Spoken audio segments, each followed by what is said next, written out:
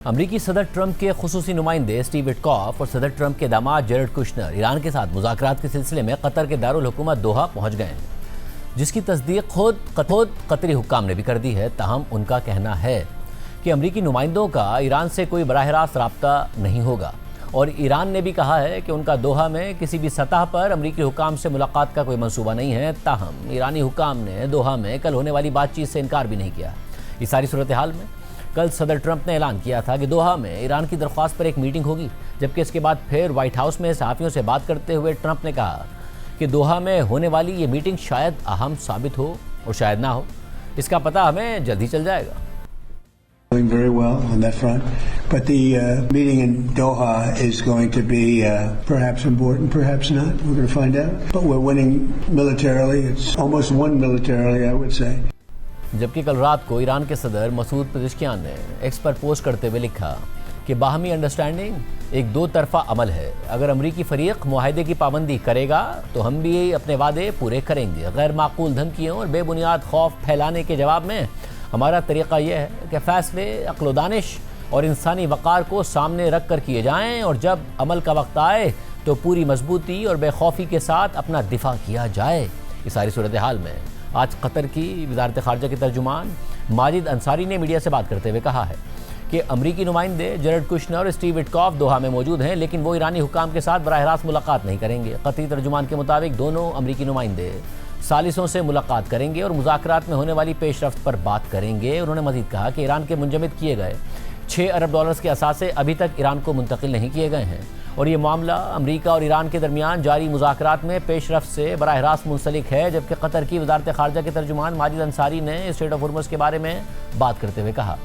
کہ گزشتہ ہفتے امریکہ اور ایران کے درمیان فائرنگ کے تبادلے کو روکنے اور کشیدگی کم کرنے کے لیے قائم ہاٹ لائن استعمال کی گئی تھی۔ ماجد انصاری نے مزید کہا کہ قطر عمان کے ساتھ مل کر اس اہم آبی گزرگاہ سے جہازوں کی محفوظ آمد و رفت کو یقینی بنانے کے لیے رابطہ کر رہا ہے، اور قطر کے نزدیک اسٹریٹ آف ہرمز میں جہازوں کی آزادانہ نقل و حرکت انتہائی اہم ہے۔ ساتھ ہی آج ایران کی وزارت خارجہ کے ترجمان اسماعیل بقائی نے میڈیا سے بات کرتے ہوئے کہا ہے کہ ایران کا آئندہ چند دنوں میں کسی بھی سطح پر امریکی حکام سے ملاقات کا کوئی منصوبہ نہیں ہے، اور کل ممکنہ طور پر دوحہ میں جو بات چیت ہوگی وہ مفاہمتی یادداشت کی شقوں پر عمل درآمد سے متعلق ہوگی، جس میں قطر کے ساتھ ایران کے منجمد اثاثوں کی بحالی سے متعلق شق بھی شامل ہے۔ اس کے علاوہ اسماعیل بقائی نے اسٹریٹ آف ہرمز میں مائنز کی صفائی سے متعلق کہا کہ اس معاملے میں کسی بیرونی مداخلت کی کوئی ضرورت نہیں ہے۔ اسماعیل بقائی کے مطابق کسی بھی قسم کی مداخلت نیک نیتی پر مبنی نہیں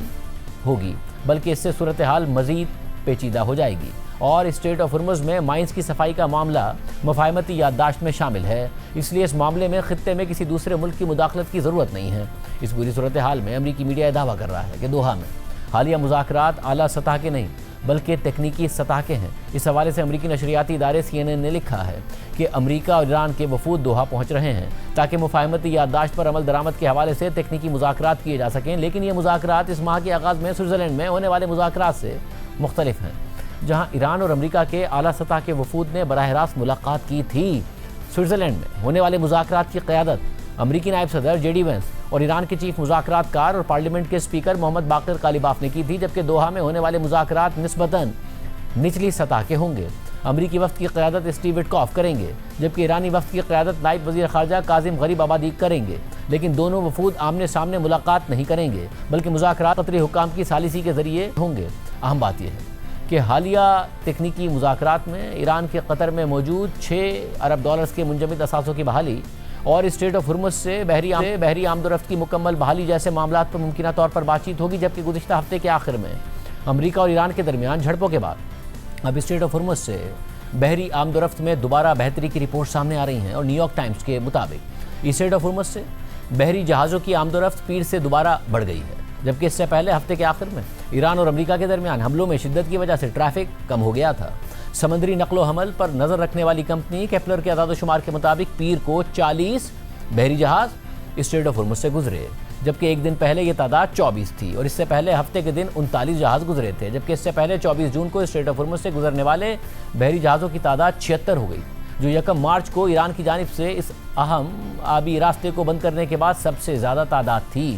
پیر کو گزرنے والے بحری جہاز تقریباً برابر تعداد میں دونوں راستوں پر تقسیم تھے۔ عمان والا راستہ زیادہ تر مغرب جانے والے جہاز استعمال کر رہا ہے۔ جبکہ ایران والا راستہ زیادہ تر مشرق سے مغرب جانے والے جہازوں کے لیے استعمال ہوا۔ اس ساری صورتحال میں دوحہ میں ہونے والی مذاکرات کی مزید کیا تفصیلات ہیں؟ ہمارے ساتھ موجود ہیں جیو نیوز کے نمائندہ خصوصی اعزاز سید۔ اعزاز، بہت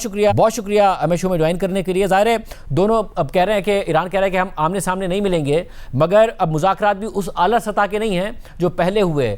آپ ایرانی ذرائع سے بھی پاکستانی ذرائع سے بھی پہلے خبر دیتے رہے، اس وقت کیا اطلاعات ہیں؟ دیکھیے شاہ زیب، یہ ٹیکنیکل نوعیت کے مذاکرات ہیں جس میں ایرانی وفد بھی ہے، جس میں امریکی وفد بھی ہے، اور پاکستان اور قطر کے نمائندے بھی دوحہ میں موجود ہوں گے،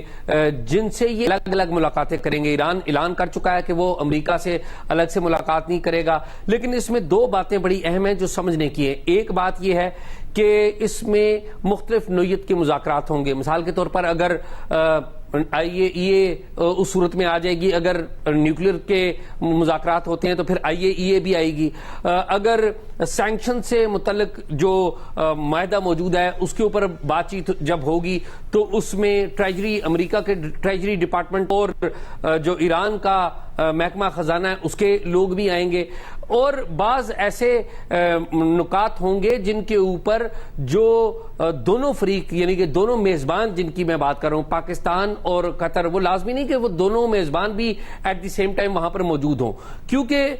جو رولز آف دی گیم ہیں وہ طے ہو گئی ہوئی ہیں کہ مذاکرات ہونے ہیں، ان مذاکرات پر عمل درآمد کا طریقہ کار طے ہونا ہے اور ان کی ٹیکنیکل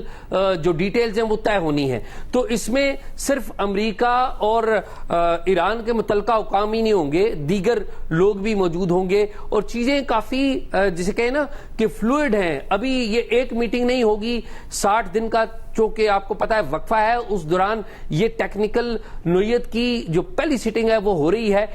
تو کوئی یہ کی جا رہی ہے کہ آگے بھی سٹنگ ہوگی، اور ان جو سٹنگز ہیں ان میں